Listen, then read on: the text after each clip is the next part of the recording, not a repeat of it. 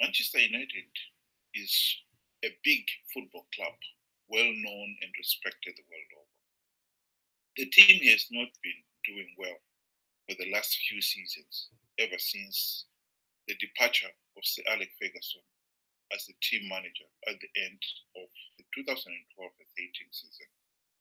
ManU is sixth place in the Premier League, football's top football league, and 19 and 18 points behind league leaders Liverpool and Manchester City respectively, ManU's arch rivals. On Sunday, ManU was beaten 3-1 by Liverpool, whilst the team's star player, Paul Pogba, sat on the substitute bench, looking utterly dejected and miserable. There have been reports that Pogba did not get on well with the ManU manager of the last two years, Jose Mourinho. Judging from the team's performance, all is clearly not well at the fort. The club would like to thank Jose for his work during his time at Manchester United and to wish him success in the future. Manchester United is just announced. A caretaker manager will be appointed until the end of the season, whereas the club conducts a thorough recruitment process for a new full-time manager.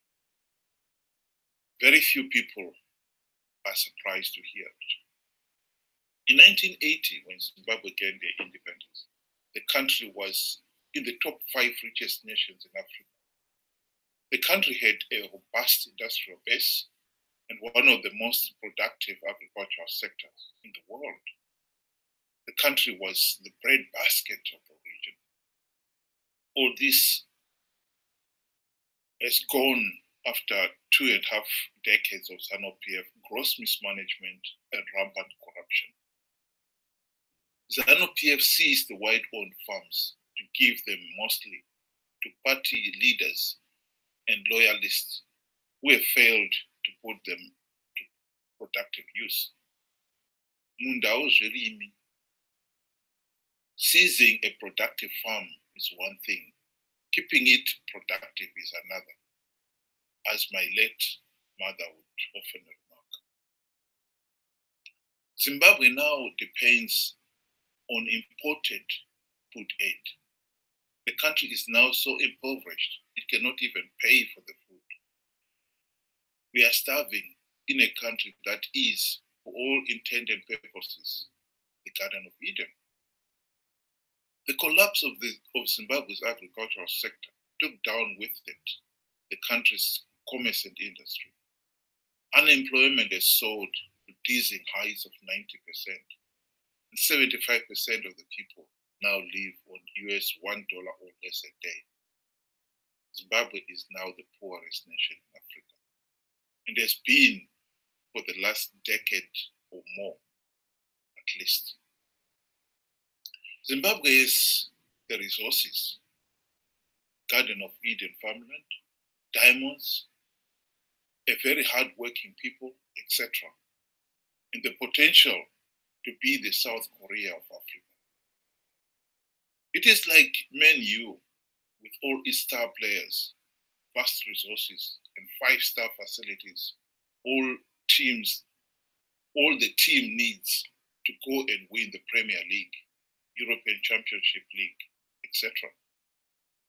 ManU has just sacked its manager, Mourinho.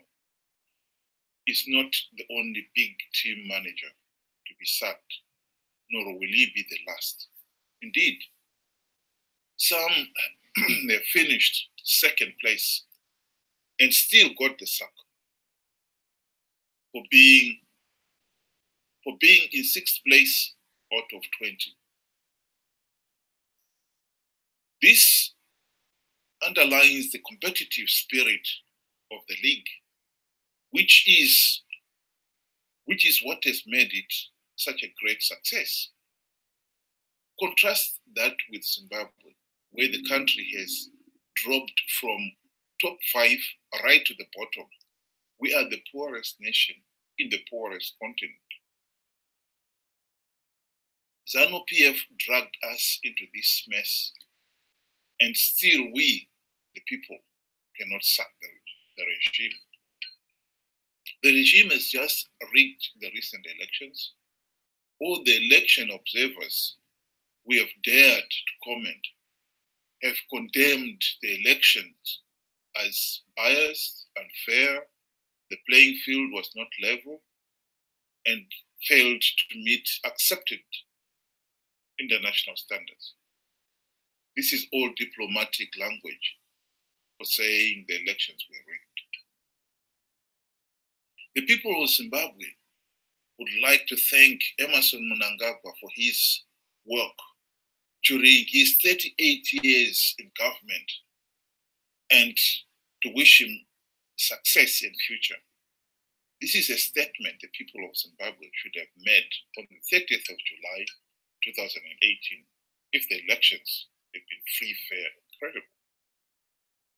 The nation should be furious that the elections were rigged. The principle that the will of the people shall be the basis of the authority of government is sacrosanct. The people should be even more determined now than ever to make sure that Mnangagwa and his junta are left in no doubt that they have been sacked.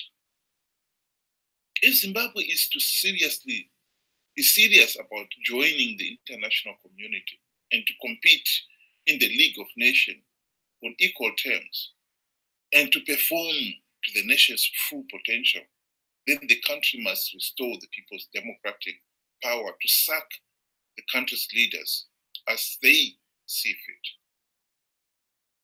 Zimbabwe is a pariah state, and these people are the poorest of the poor, the most miserable souls this side of the grave, all because they are stuck with a corrupt, incompetent, and utterly useless leaders.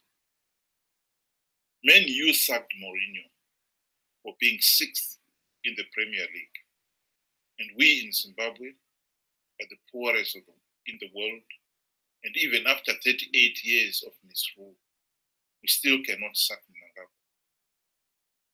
Tell you what, it sucks.